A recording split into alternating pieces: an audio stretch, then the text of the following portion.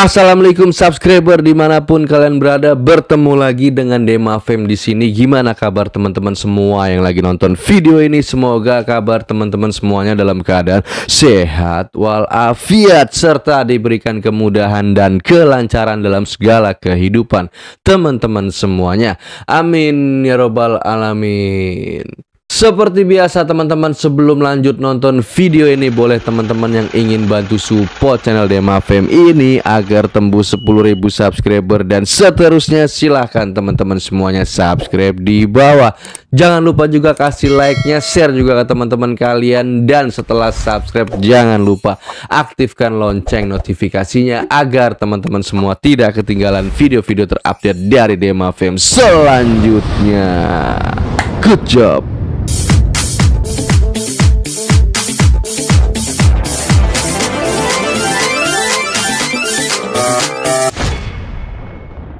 Setelah kemarin kita sudah menyaksikan pengesahan RUU TNI, sekarang muncul berita nih guys nih, yaitu tentang habis RUU TNI, kini terbitlah RUU Polri. Netizen mengerikan. Belum lama ini rancangan undang-undang atau RUU revisi Undang-Undang Kepolisian Negara Republik Indonesia atau Polri telah menjadi perbincangan hangat di media sosial X. Adapun pembicaraan terkait RUU Polri menggambarkan kecemasan terkait kewenangan Polri yang dianggap terlalu berlebihan. Belum selesai RUU TNI, udah digempur wacana RUU Polri.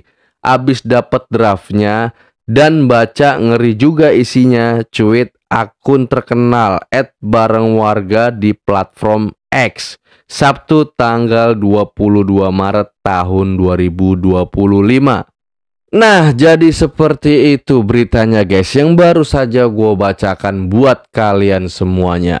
Oke teman-teman, seperti biasa agar semuanya tidak gagal paham, langsung aja kita reaction video-video yang ada di TikTok mengenai berita tersebut. Ini dia videonya guys. Senyap tapi berbahaya. Situasi ini yang sedang terjadi di DPR dan mungkin tak banyak diketahui publik. RUU Perubahan Ketiga atas Undang-Undang Nomor 2 Tahun 2002 tentang Polri telah disetujui menjadi usul inisiatif DPR. Ketentuan tambahan dalam pasal 14 ayat 1, DPR tengah mengusulkan perluasan kewenangan Polri. Selain pasal 14 ayat 1, draft RUU Polri juga menyisipkan dua pasal tambahan, yakni pasal 16A dan 16B. Jika diteliti, Polri bisa-bisa jadi super body investigator, rentan penyalahgunaan wewenang, dan berpotensi intimidasi pada alam demokrasi. Hal ini yang banyak digugat publik.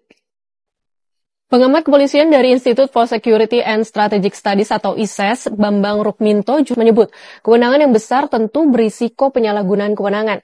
Yang harus dicermati dengan usulan pasal tersebut, polisi bisa melakukan penyadapan kepada siapapun tanpa lebih dulu membuat laporan pada kejaksaan. Hal ini tentunya sangat rawan bagi kebebasan berekspresi dan berpendapat, apalagi jika dipertentangkan dengan Undang-Undang Nomor 27 Tahun 2022 tentang perlindungan data pribadi yang telah disahkan pada tanggal 17 Oktober 2022. Kok polisi mengambil ranah-ranah militer? Jadi harus dikembalikan seperti undang-undang. Polisi itu udah nggak ada debat, itu perintah undang-undang, kau itu dihankam.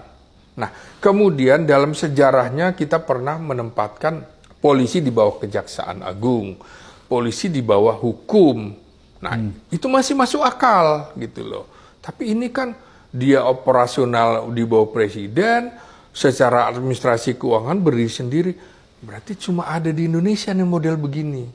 Harus kita tata kembali. Apakah dengan struktur begitu termasuk penyimpangan dari Konvensi Jenewa? Iya, karena dia ingin masuk ke semuanya nih. Kan seperti kritik kita tadi di kementerian-kementerian yang ada bidang hukum misalnya, dia masuk. Sekarang di bidang pemerintahan dia masuk. Makanya saya bilang, kalau gitu Fakultas Hukum dibubarkan saja, kemudian program studi ilmu pemerintahan termasuk STPDN, IPDN bubarkan aja kan. Karena merambah kemana-mana. Karena itu menurut saya hal yang barangkali juga luput dari para aktivis, RUU Polri ini berpotensi polisi menjadi lembaga superbody. Polisi juga banyak sekarang yang menduduki jabatan sipil. Ya. Daripada tentara lebih banyak. Tahu kenapa? Ya. Apa pendapatnya apa? Karena polisi itu statusnya sudah sipil. Kalau dia melanggar aturan, dihukum dengan hukum sipil. Dan sebelum dihukum dengan sipil, pada kasus yang lebih ekstrim, disidang dulu di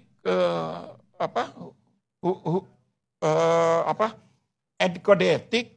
Kalau dia sudah dinyatakan bersalah di peradilan umum, Sambo di peradilan umum, semua kasus itu di peradilan umum pakai KUHP. Kalau tentara kan enggak. Bagaimana melanggar lalu lintas tidak bisa ditangkap karena ankumnya itu bukan polisi, nggak bisa ditangkap. Oh, kami tidak terkena hukum sipil, nggak masuk dalam ranah hukum, hanya bisa kemudian ditangkap, disidang kalau lewat peradilan militer. Instrumennya cukup, nggak ada. Kalau polisi itu boleh masuk di semua. Saya ingin mengingatkan bahwa polisi yang penegakan hukum di Satker Polisi yang paling tinggi adalah Kabar Reskrim. Saya ingin mengingatkan 2 kali Kabar Reskrim aktif, bintang 3 aktif, ditangkap, ditahan, dan dihukum dengan peradilan sipil. Itu Pak Suyitno Landung dulu dan Susno Duaji. Kabar Reskrim dinas aktif lah itu. Kenapa bisa dilakukan, ditangkap oleh anak buahnya? Karena atasannya polisi adalah hukum. Atasannya polisi itu bukan komandannya. Kalau jelas-jelas komandannya melanggar hukum, dia bisa menolak, tidak lakukan. Nah, itu kesalahan pada Sambo. Karena apa? Itu anak buahnya sudah jelas-jelas tahu ini salah gitu. Dia melakukan karena apa? Dianggap masih prinsip komando gitu. Padahal tidak, atasannya itu hukum.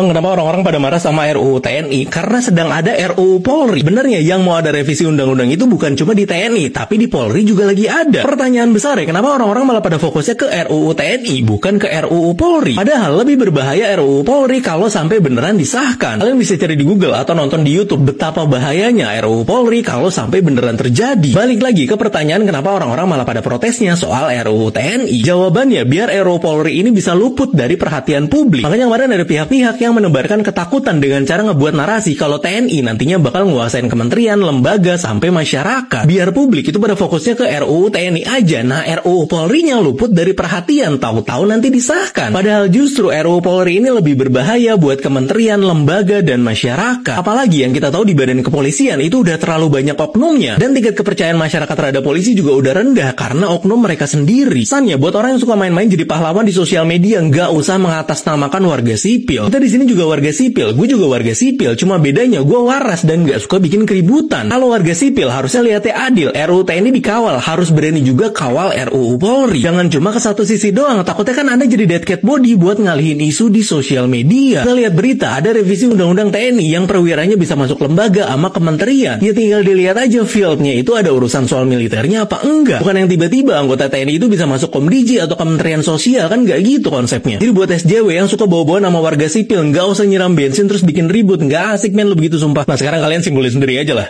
Di pasal 14 poin H, melakukan penyelidikan dan penyidikan terhadap semua tindak pidana sesuai dengan hukum acara pidana dan ketentuan peraturan perundang-undangan lainnya. KPK nggak perlu ini. TNI, polisi militer nggak perlu. Kalau ini disahkan, kemudian penyidik pegawai negeri nggak perlu. Sehingga polisi berpotensi menjadi lembaga superbody kalau tidak dikritisi dengan alasan kepentingan nasional. Ini ada nih, ada yang namanya Baintel Kampolri, tugasnya ancaman terhadap kepentingan dan keamanan nasional meliputi ideologi, politik, ekonomi, sosial, budaya, keamanan, sektor kehidupan masyarakat lainnya termasuk pangan, energi, sumber daya alam, dan lingkungan hidup. Luas sekali. Luas sekali. Kita ini diskusi pun bisa ditangkap dengan alasan kepentingan nasional. Anda dianggap melanggar ideologi, politik, ekonomi, sosial, budaya. Bubar podcastnya Abraham Samad ini. Bahaya ya. Bahaya. Jadi ancaman terhadap kebebasan sipil. Iya, dan demokrasi di Indonesia. Demokrasi. Iya. Bang, apa bener? Setelah RUU TNI sah, nanti ada RUU Polri yang lebih ngeri lagi. Menarik nih. Kemarin itu baru aja RUU TNI disahkan. Udah fix jadi undang-undang. Ini bikin TNI aktif, bisa menjabat di 14 kementerian atau lembaga sipil. Bikin TNI kerjanya bisa lebih lama juga sebelum pensiun, dan bisa menanggulangi ancaman cyber. Nah, ancaman cyber ini kayak gimana maksudnya? Jujur saya belum tahu. Apakah kritik pemerintah termasuk ancaman cyber? Saya nggak tahu. Lengkapnya bisa membaca di artikel Kompas yang ini. Nah, itu baru sah. Ada lagi berita ini. Komisi 3 DPR dorong RUU Polri Kejaksaan segera dibahas. Apaan lagi nih RUU Polri? Isinya apa? Kalian ngecek CNN dan Kompas. Sebenarnya ini lagi viral diomongin sama netizen dan media. Kalau kamu malas baca, kita bahas rangkumannya aja. Intinya RUU Polri kalau sampai sah bisa bikin kebebasan berpendapat makin susah. Kalau konten kamu dianggap mengancam keamanan negeri, kamu bisa kena penindakan, pemblokiran, ataupun pemutusan. Kewenangannya akan diperluas kalau RUU ini disahkan. Ini juga ngubah peraturan tentang penyadapan. Jadi kamu harus lebih hati-hati. Semua bisa kamu baca di artikel LBH Jakarta yang ini. Netizen komen. Guys, jangan lupakan revisi UU Polri. Per poinnya isinya pembungkaman, penyadapan, doxing. Mereka membungkam kita lagi kayak 98. Bedanya ini cyber. Kalau menurut kamu gimana? Saya mau denger pendapat kamu. Nah teman-teman, baru saja udah kalian saksikan video-video mengenai berita tersebut tentang RUU Polri yang sebentar lagi akan dibahas oleh para anggota DPR. Ya, semoga saja tidak akan terjadi hal-hal yang tidak kita inginkan secara seksama tentang RUU Polri tersebut ya guys ya. Amin ya robbal alamin. Oke teman-teman, gue rasa cukup sampai di sini aja konten video Dema FM kali ini. Semoga bisa bermanfaat buat teman-teman semuanya. Silahkan teman-teman yang suka dengan video ini silahkan kasih like-nya, share juga ke teman-teman kalian. Dan setelah like dan share jangan lupa subscribe di bawah. Jangan lupa juga aktifkan lonceng notifikasinya agar teman-teman semua tidak ketinggalan video-video terupdate dari Dema FM selanjutnya. Oke, salam sebagai penutupan dari gua. See you, goodbye, good job, assalamualaikum, dadah.